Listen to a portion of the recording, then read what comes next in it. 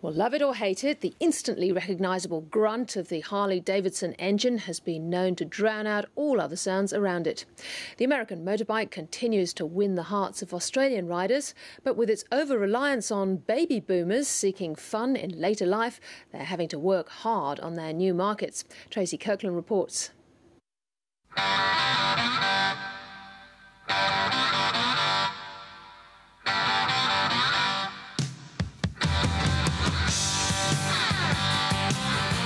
Considered the bad boy's choice, Harley-Davidson's first roared into life 109 years ago in Milwaukee, USA, and are now known throughout the world.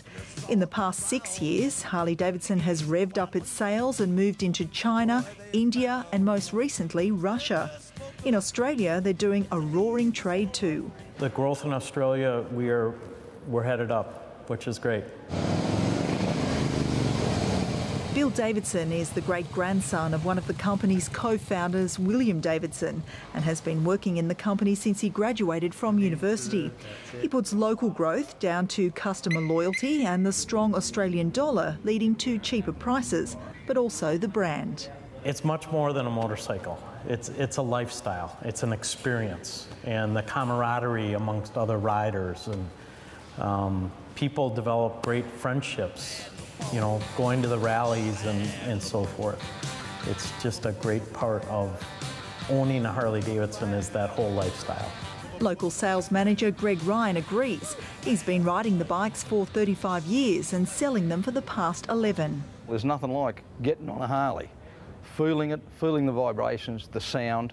Once you get someone on that, it doesn't matter what age they are, that's it. Unique to Australia, there's also been huge demand from cashed-up miners. It's a great marriage, if you will, because they're making good money, working hard, then they have a week of free time, and what better to do than to buy a Harley-Davidson and enjoy the freedom during that week of riding around the beautiful roads of Australia.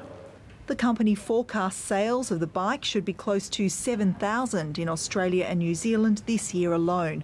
Some will go to women, as the number of female riders has doubled in the past 10 years, but mostly they'll sell to older men.